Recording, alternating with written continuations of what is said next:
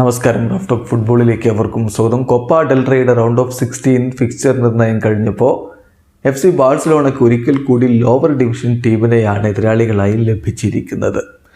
നേരത്തെ അവരുടെ വിജയം ഇതുപോലെ ഒരു ലോവർ ഡിവിഷൻ ടീമിനെതിരെയായിരുന്നു. ആ കളിയിൽ പക്ഷേ ബാഴ്സലോണ ഒന്ന് വിയർത്തു, ഒടുവിൽ വിജയിച്ച് കയറുകയായിരുന്നു.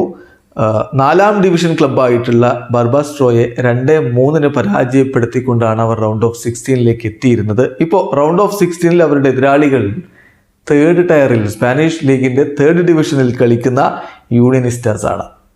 എന്തായാലും റയൽ മാഡ്രിഡിൻ്റെ കാര്യങ്ങൾ അങ്ങനെയല്ല.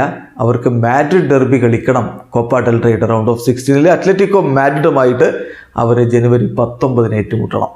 നമ്മളൊന്ന് പരിശോധിക്കുകയാണ് കോപ്പ ഡെൽ റേയുടെ റൗണ്ട് ഓഫ് 16 ഫിക്സർ എങ്ങനെയാണ് എന്ന്. ജനുവരി 17 പുലർച്ചെ ഇന്ത്യൻ സമയം 12:30 ഗെറ്റാഫയ്ക്കെതിരെയാണ് സെവിയയുടെ കളി.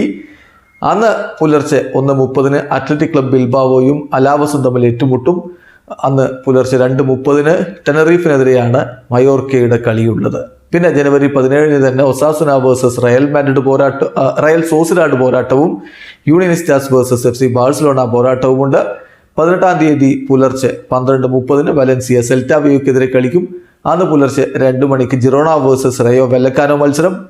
ജനുവരി 19 പുലർച്ചെ 2 മണിക്കാണ് അത്ലറ്റിക്കോ മാഡ്രിഡും റയൽ മാഡ്രിഡും തമ്മിലുള്ള പോരാട്ടം. വീഡിയോ അവസാനിക്കുന്നു. ഫുട്ബോൾ ലോകത്തെ കൂടുതൽ വിശേഷങ്ങളുമായി റാഫ് ടോക്സ് വീണ്ടും എത്താം.